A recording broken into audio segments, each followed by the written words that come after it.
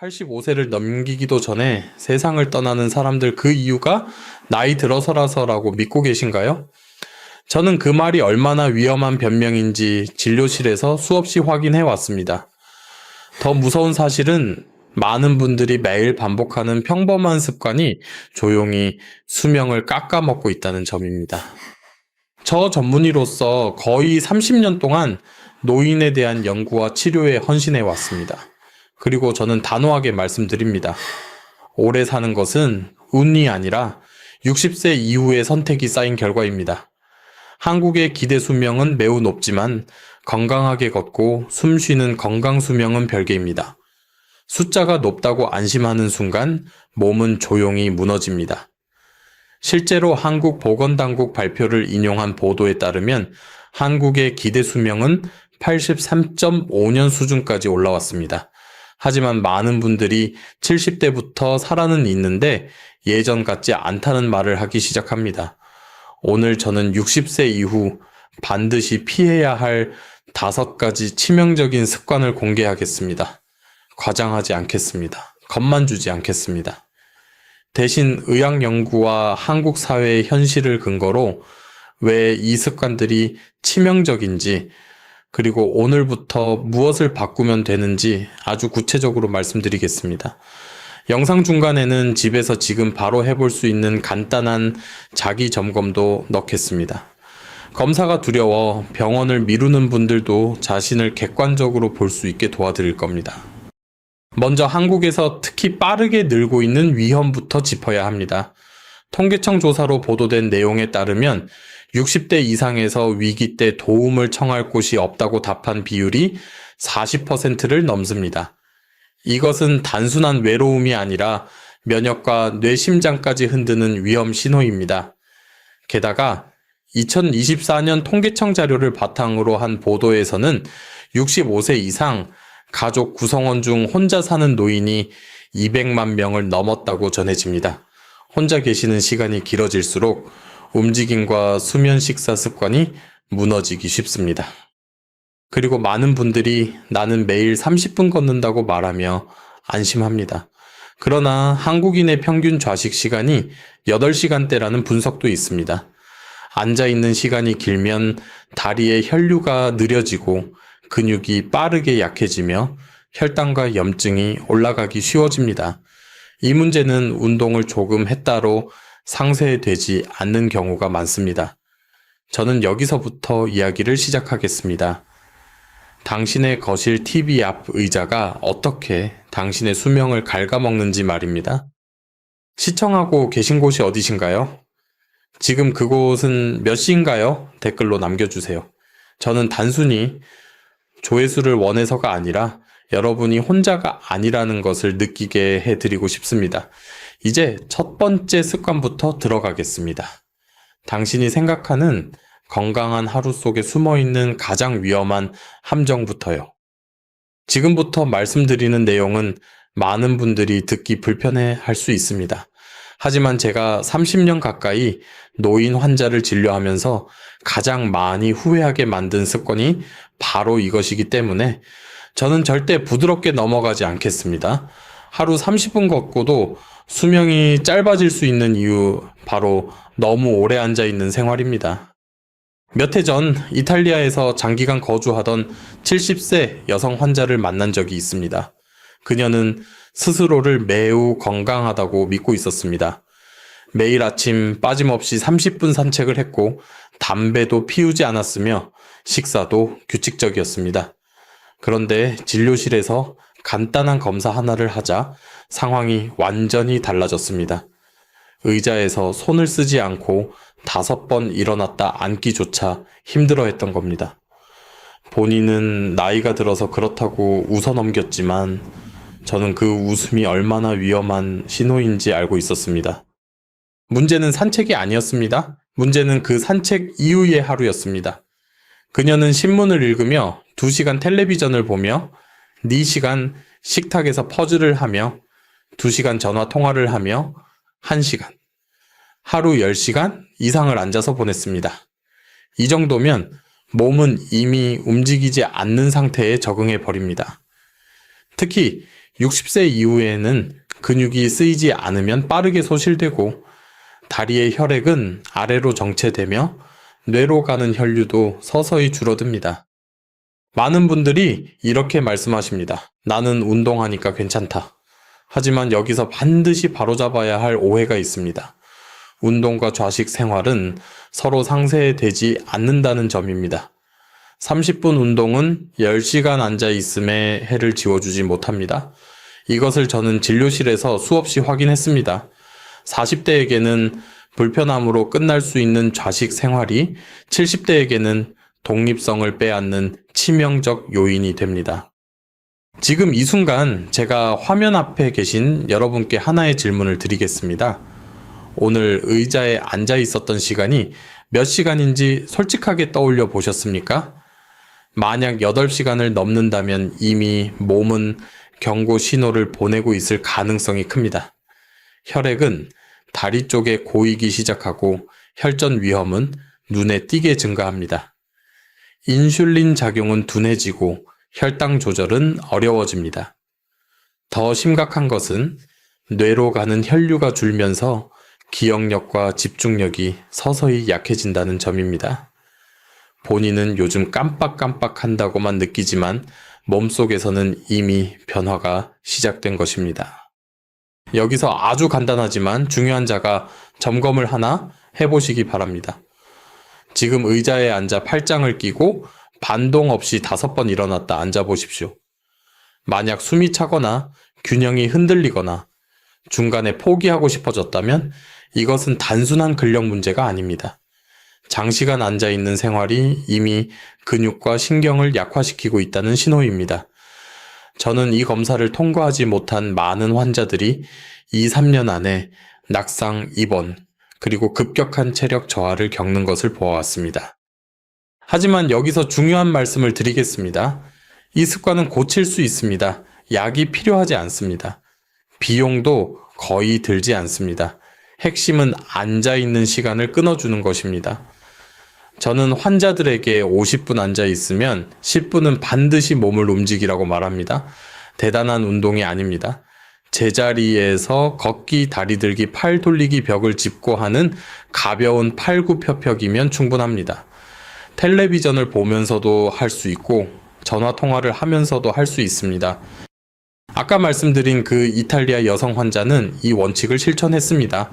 석 달 후 다시 만났을 때 그녀는 같은 검사를 10번이나 가볍게 해냈습니다. 혈액순환 수치가 개선되었고 오후에 무기력함이 사라졌다고 말했습니다. 무엇보다 다시 혼자서도 살 수 있겠다는 자신감이 생겼다고 했습니다. 저는 이 말을 들을 때마다 좌식 생활이 얼마나 많은 것을 빼앗고 있었는지를 다시 한번 실감합니다. 지금부터 다음 이야기를 하기 전에 여러분께 부탁 하나만 드리겠습니다. 오늘 하루 몇 시간이나 앉아 계셨는지 댓글로 적어 보십시오. 판단하지 않겠습니다. 부끄러워 하실 필요도 없습니다. 인식이 변화의 첫걸음이기 때문입니다. 그리고 이제 밤이 되면 대부분의 60대 이상이 무심코 반복하는 두 번째 치명적인 습관으로 넘어가겠습니다. 이 습관은 노화를 3배 빠르게 만듭니다. 이제 두 번째 습관으로 들어가겠습니다. 많은 분들이 이 이야기를 들으면 이렇게 말합니다. 나이 들면 잠이 줄어드는 게 정상 아닌가요? 저는 이 말을 들을 때마다 마음이 무겁습니다. 왜냐하면 이 믿음 때문에 수많은 60대, 70대 분들이 스스로를 병들게 하고 있기 때문입니다. 몇 년 전 이탈리아에서 은퇴 후 한국으로 돌아온 70대 남성 환자를 진료한 적이 있습니다. 그는 규칙적인 사람이었습니다. 매일 같은 시간에 잠자리에 들고 새벽에 일어났습니다. 스스로를 절제된 사람이라 생각했죠. 하지만 그가 실제로 자는 시간은 하루 5시간에서 6시간 정도였습니다. 그는 충분하다고 말했지만 몸은 전혀 그렇지 않았습니다. 오후만 되면 집중력이 급격히 떨어졌고 사소한 일에도 짜증이 늘었으며 혈압과 혈당 수치가 조금씩 올라가고 있었습니다. 여기서 분명히 말씀드리겠습니다. 60세가 넘어도 사람의 몸은 여전히 역습 시간에서 8시간 이상의 수면을 필요로 합니다. 오히려 나이가 들수록 잠은 더 중요해집니다. 잠자는 동안 뇌는 독소를 씻어내고 심장은 하루 동안 받은 스트레스를 회복하며 면역계는 스스로를 재정비합니다. 이 과정이 충분히 이루어지지 않으면 몸은 매일 조금씩 망가집니다. 겉으로는 멀쩡해 보여도 안에서는 고장이 누적됩니다. 많은 분들이 놓치는 부분이 하나 더 있습니다. 수면의 양보다 더 중요한 것이 수면의 질입니다. 이 남성 환자는 자신이 잠을 깊이 자고 있다고 생각했지만 실제로는 밤새 여러 번 깼습니다. 화장실에 가기 위해 작은 소음 때문에 혹은 이유 없이 눈을 떴습니다. 이런 미세한 각성은 깊은 수면 단계로 들어가는 것을 방해합니다. 저는 이것을 조용한 수면 박탈이라고 부릅니다. 본인은 잤다고 느끼지만 몸은 전혀 회복하지 못합니다. 이 상태가 계속되면 어떤 일이 벌어질까요? 기억력은 눈에 띄게 떨어지고 감정 조절이 어려워집니다. 혈압은 쉽게 오르고 심장은 늘 긴장 상태에 놓입니다. 특히 60세 이후에는 잠이 부족할 때 뇌의 노화 속도가 눈에 띄게 빨라집니다. 환자분들 중에는 요즘 말이 잘 안 떠오른다고 호소하는 분들이 많습니다.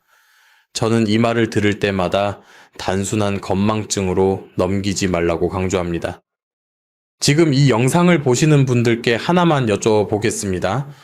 오후 2시에서 4시 사이 거의 매일 갑작스러운 피로감이 몰려오지 않습니까? 만약 그렇다면 그것은 커피가 필요한 신호가 아닙니다. 당신의 몸이 깊은 잠을 요구하고 있다는 경고입니다. 많은 분들이 이 신호를 무시하고 버릇처럼 카페인에 의존합니다. 그 결과 밤의 수면은 더 얕아지고 악순환이 시작됩니다. 이 남성 환자의 전환점은 아주 단순한 원칙에서 시작됐습니다. 저는 그에게 잠들기 전 생활을 완전히 다시 설계하자고 제안했습니다. 잠자기 3시간 전에는 배를 가볍게 하고 2시간 전에는 수분 섭취를 줄이며 1시간 전에는 화면을 끊는 것입니다. 처음에는 불편해했지만 그는 진지하게 따랐습니다. 더 중요한 변화는 잠들기 전 내일에 대한 걱정을 종이에 적고 덮어두는 습관이었습니다. 머릿속에서 계속 돌던 생각들이 서서히 잠잠해졌습니다. 여기에 더해 그는 방의 온도와 빛을 조절했습니다. 나이가 들수록 천조절 능력이 떨어지기 때문에 조금 서늘한 환경이 깊은 잠을 돕습니다.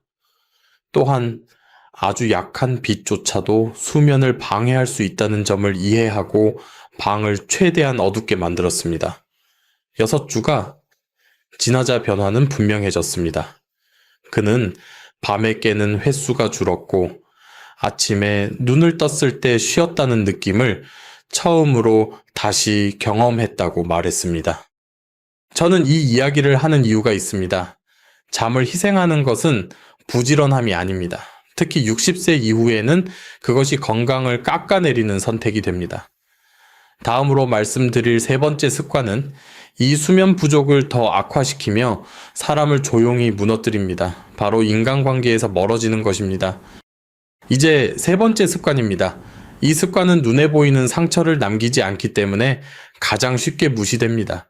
하지만 제가 수십 년 동안 환자들의 삶이 무너지는 과정을 지켜보며 확신하게 된 사실이 하나 있습니다. 사람은 혼자 오래 버틸 수 있는 존재가 아니라는 점입니다. 특히 60세 이후의 고립은 조용하지만 치명적입니다. 몇 해 전 배우자를 먼저 떠나보낸 60대 후반 여성 환자를 만났습니다. 그녀는 나는 괜찮다고 말했습니다. 집도 깨끗했고 식사도 챙겨 먹었고 퍼즐과 독서로 하루를 꽉 채웠습니다. 겉으로 보면 문제 없어 보였습니다.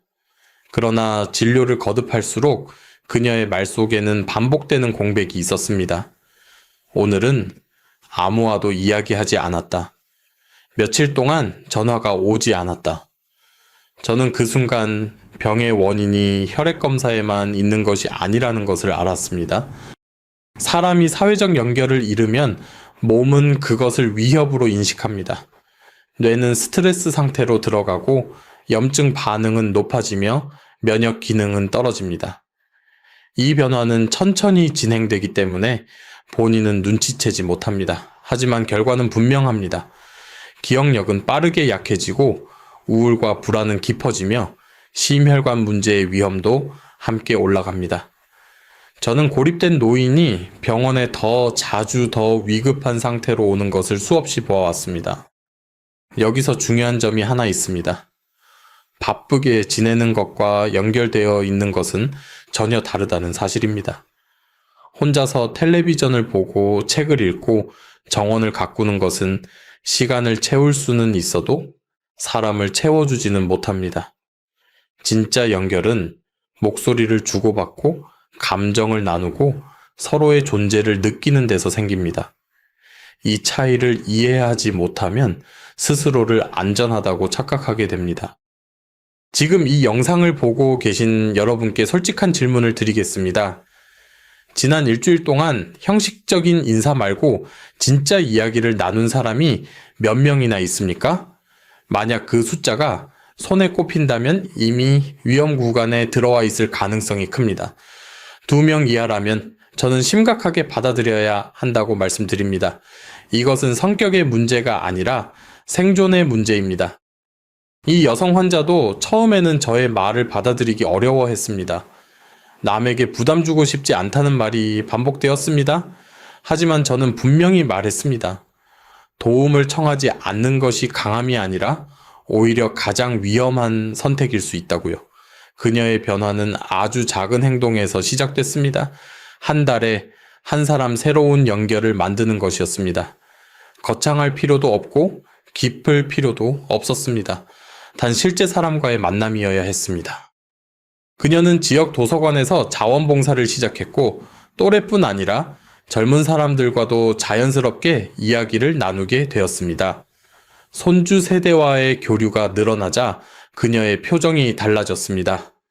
몇 달 후 다시 만났을 때 그녀는 잠이 깊어졌고 아침에 일어나는 것이 덜 두렵다고 말했습니다. 혈압과 심박수도 안정되었습니다. 저는 이 변화를 보며 연결이 약보다 강할 수 있다는 사실을 다시 한번 확인했습니다. 지금부터 꼭 기억하십시오. 혼자 있는 것을 선택하는 고독과 연결이 끊긴 고립은 전혀 다릅니다.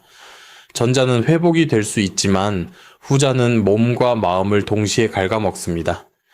이 습관을 끊지 못하면 앞서 말씀드린 수면 문제와 좌식 생활은 더욱 악화됩니다. 그리고 이제 다음으로 말씀드릴 네 번째 습관은 이런 상태의 몸에 매일 독을 넣는 것과 같습니다. 바로 잘못된 건강식입니다. 이제 네 번째 습관입니다. 이 습관은 특히 위험합니다. 왜냐하면 대부분의 60대, 70대 분들이 나는 건강하게 먹고 있다고 굳게 믿고 있기 때문입니다. 그러나 제가 진료실에서 가장 자주 마주하는 현실은 정반대입니다. 잘못된 건강식이 몸속에서 염증을 키우고 노화를 가속하고 있습니다. 몇 해 전 70대 중반 남성 환자를 만났습니다. 그는 매일 아침 통밀빵에 잼을 바르고 오렌지 주스를 큰 컵으로 마셨습니다. 점심과 저녁 사이에는 저지방 요거트나 통곡물 과자를 간식으로 먹었습니다. 그는 자부심을 느끼고 있었습니다. 젊을 때부터 의사에게 들은 좋은 음식을 그대로 지켜왔기 때문입니다. 그러나 그의 몸은 이미 다른 이야기를 하고 있었습니다. 관절 통증, 오후에 멍한 느낌, 이유 없는 피로, 그리고 점점 나빠지는 혈액검사 수치들입니다. 60세 이후의 몸은 40대의 몸과 전혀 다릅니다. 같은 음식이라도 반응이 다릅니다. 탄수화물을 처리하는 능력은 떨어지고 인슐린의 효율은 낮아지며 혈당은 쉽게 튀어오릅니다.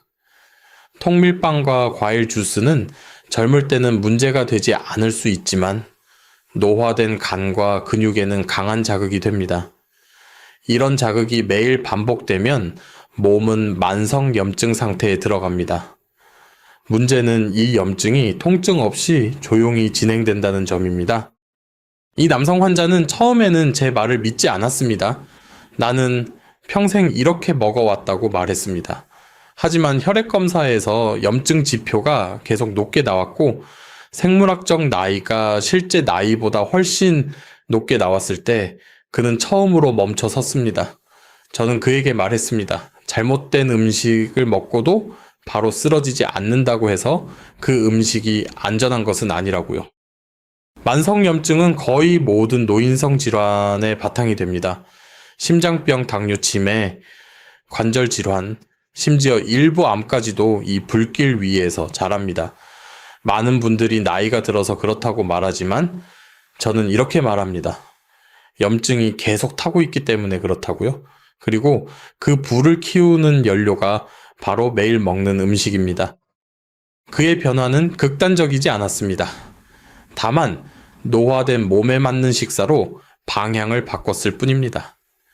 아침에 단순당 위주의 식사를 끊고 단백질과 건강한 지방을 중심으로 바꾸자 혈당의 출렁임이 줄었습니다.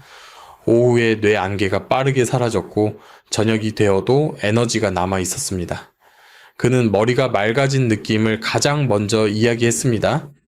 또 하나 중요한 변화는 식사의 시간과 조합이었습니다. 하루 중 가장 많은 에너지가 필요한 시간에 충분히 먹고 밤으로 갈수록 가볍게 줄였습니다. 향신료와 식재료 선택도 달라졌습니다. 한겸작용이 있는 재료를 꾸준히 쓰자 관절 통증이 서서히 완화되었습니다. 몇 달 뒤 다시 만났을 때 그는 예전보다 약을 줄일 수 있었다고 말했습니다. 저는 그 말을 들으며 음식이 약이 될 수도 독이 될 수도 있다는 사실을 다시 한번 느꼈습니다. 지금 이 영상을 보시는 분들께 묻고 싶습니다. 매일 몸에 좋다고 믿고 먹고 있는 음식 중에 사실은 염증을 키우고 있을지도 모르는 것이 무엇인지 떠올려 보셨습니까? 변화는 거창할 필요가 없습니다. 다만 지금의 몸이 어떤 몸인지 인정하는 것에서 시작해야 합니다. 이 네 번째 습관을 그대로 두면 앞서 말씀드린 수면 부족과 고립 좌식 생활의 피해는 배가 됩니다. 그리고 이제 마지막으로 말씀드릴 다섯 번째 습관은 이 모든 문제를 한꺼번에 증폭시키는 가장 위험한 요인입니다. 바로 마음속에서 멈추지 않는 긴장과 걱정입니다. 이제 마지막 그리고 가장 위험한 습관에 대해 말씀드리겠습니다. 이 습관은 앞서 이야기한 네 가지를 모두 증폭시키며 몸을 안에서부터 무너뜨립니다. 바로 멈추지 않는 걱정과 만성적인 긴장입니다. 많은 분들이 이렇게 말합니다. 나는 스트레스 받을 일이 없다. 하지만 저는 진료실에서 전혀 다른 모습을 봅니다. 조용히 오래 스스로를 갉아먹는 스트레스 말입니다. 몇 해 전 60대 후반 여성 환자를 만났습니다. 그녀는 은퇴했고 경제적으로 큰 문제도 없었으며 가족과의 관계도 나쁘지 않았습니다. 겉으로 보면 평온해 보였습니다. 그러나 혈압은 계속 높았고 잠은 얕았으며 이유 없는 가슴 답답함을 자주 호소했습니다. 검사 결과에서 특별한 이상은 없었지만 한 가지는 분명했습니다. 스트레스 호르몬 수치가 비정상적으로 높았습니다. 그녀는 매일같이 미래를 걱정했고 과거의 선택을 되돌아보며 스스로를 책망하고 있었습니다. 60세 이후의 스트레스는 젊을 때와 다르게 작용합니다. 회복 속도가 느려지고 긴장이 오래 지속됩니다. 코르티솔이 쉽게 내려오지 않으면서 혈관은 손상되고 면역은 약해지며 염증은 더 쉽게 번집니다. 이 상태가 지속되면 수면은 망가지고 식욕은 흐트러지며 사람을 피하게 됩니다. 결국 앞서 말씀드린 네 가지 습관이 모두 다시 강화되는 악순환에 빠집니다. 이 여성 환자는 처음에 이렇게 말했습니다. 걱정은 성격이에요. 바꿀 수 없어요. 하지만 저는 단호하게 말했습니다.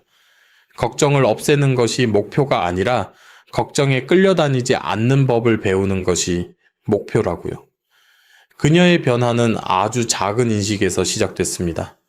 자신이 통제할 수 있는 것과 통제할 수 없는 것을 구분하는 연습이었습니다. 몸을 돌보는 일, 하루의 리듬 사람과의 만남은 통제할 수 있지만 모든 미래를 완벽히 준비하는 것은 불가능하다는 사실을 받아들이는 것이었습니다. 그녀는 생각만으로 스트레스를 풀려 하지 않았습니다. 나이가 들수록 스트레스는 몸으로 풀어야 합니다. 가벼운 걷기, 천천히 숨을 내쉬는 호흡손으로 흙을 만지는 활동이 그녀에게 큰 도움이 되었습니다. 또한 같은 또래와 걱정을 나누는 것만으로도 마음의 압박은 눈에 띄게 줄어들었습니다. 몇 달 후 그녀의 혈압은 안정되었고 밤에 깨는 횟수도 줄었습니다. 무엇보다 항상 조여있던 마음이 느슨해졌다고 말했습니다. 여기서 제가 꼭 드리고 싶은 말이 있습니다. 60세 이후의 건강은 하나의 습관으로 지켜지지 않습니다. 오늘 말씀드린 5가지 습관은 서로 연결되어 있습니다.